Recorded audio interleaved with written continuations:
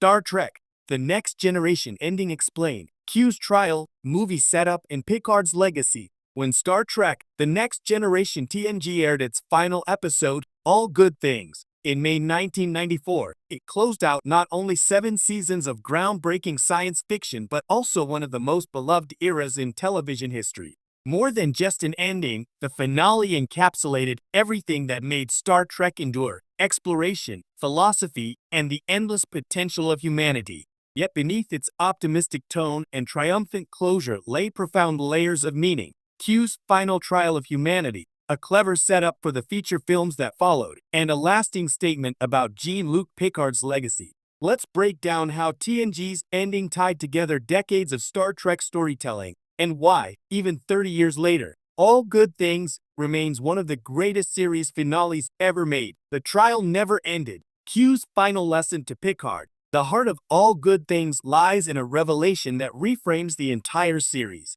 The trial of humanity, first seen in the pilot episode, Encounter at Farpoint, never truly ended. Q, the godlike trickster who has tested and tormented Captain Jean-Luc Picard from the beginning, returns to put humanity on trial once again. But this time, the stakes are cosmic. Picard finds himself shifting through 3 points in time: the past just before the Enterprise D's maiden voyage, the present, the show's current timeline, and a possible future decades ahead, where he has retired to his family vineyard in France. Throughout these jumps, Picard realizes that a spatial anomaly is forming that could destroy all life before it even begins. The paradox? The anomaly exists because of Picard's own actions across time. Q's involvement is not random chaos this time, it's the ultimate examination. He forces Picard to confront the limits of his logic, his understanding of time, and his view of humanity's progress. In doing so, Q asks the ultimate question: has humanity truly evolved, or are we still trapped by arrogance and ignorance? What makes Q's final test so powerful is that it's not about technology, diplomacy, or war. It's about Picard's capacity for growth. The key to saving the universe isn't found in phasers or warp drives, but in Picard's willingness to think differently, to embrace non-linear reasoning and humility. That lesson, to move beyond simple cause and effect, to perceive existence as interconnected, is quintessentially Star Trek. In the end, Q reveals that humanity has passed the test not by solving a scientific puzzle, but by demonstrating intellectual and moral flexibility. The trial never ends, Q tells Picard, implying that the challenge of self-improvement continues forever. It's an elegant metaphor for both humanity's journey and Star Trek's ethos. We are always evolving, never finished. Q and Picard, from enemies to cosmic partners, the dynamic between Q and Picard has always been more complex than that of adversary and victim. Over the course of TNG, their relationship evolved from hostility to something resembling mentorship and even friendship. In the finale, that evolution reaches its emotional peak. When Q tells Picard that he was never in any danger, it's not a taunt, it's a reassurance. Q doesn't want humanity to fail, he wants them to learn. In fact, his fascination with Picard suggests that, for all his omnipotence, Q envies humanity's ability to change. The subtle affection in Q's final words, "See you out there," echoes through Star Trek: Picard season 2 decades later, where Q returns to give Jean-Luc one last personal lesson about love and mortality. This through line, from All Good Things to Q's farewell in Picard, transforms Q from a trickster god into a strangely benevolent force, one who represents the very mystery of the universe itself.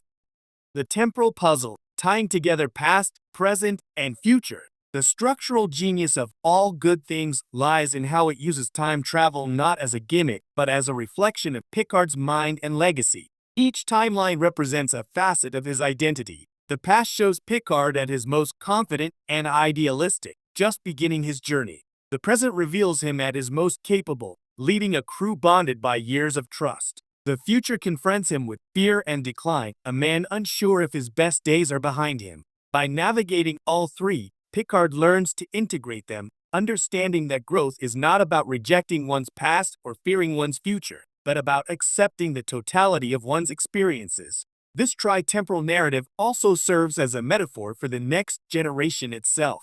The show had matured from its uneven early seasons to a confident, culturally resonant phenomenon. The finale reflects that evolution, showing a captain and crew who have transcended mere adventures to embody philosophical and emotional depth. The nonlinear storytelling mirrors Q's lesson. Progress isn't linear.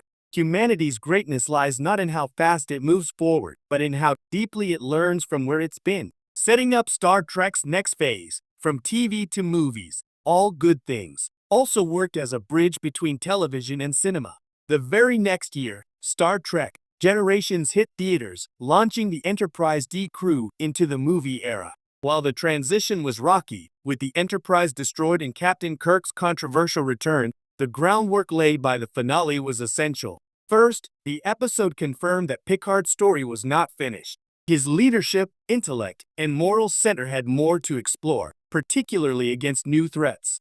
The show had deliberately avoided giving the crew definitive endings, keeping them poised for the future. Second, the concept of temporal awareness, Picard existing across different timelines, foreshadowed the Star Trek movies' fascination with time.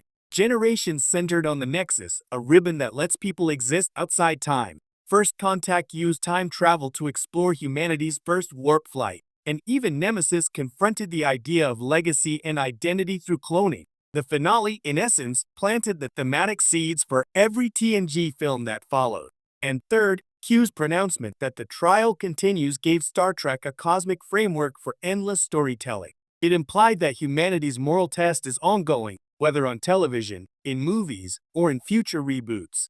The Federation's utopia wasn't the end of history. It was an invitation to keep striving. The poker game, humanity's true victory. The final scene of TNG, the senior staff gathered around a poker table, remains one of the most perfect closing images in science fiction. After years of professional formality, Picard finally joins his crew in a simple, human ritual of camaraderie. As the camera pans up and the Enterprise D sails off into the stars, we're left with a feeling of continuity rather than closure. That poker game means more than nostalgia. It's a visual metaphor for Q's lesson. Life is a game of chance, of constant learning, of connection. For 7 seasons, Picard commanded from a position of authority. Now, he sits as an equal among his friends. It's a symbolic graduation from teacher to peer, and for humanity, from student to explorer. When Picard says, "The sky's the limit," it's not just a farewell line. It's a reaffirmation of Star Trek's central philosophy, that curiosity, friendship, and the pursuit of knowledge are infinite. Picard's legacy, the trial of a lifetime. In the years since All Good Things, Jean-Luc Picard has remained one of Star Trek's most enduring characters.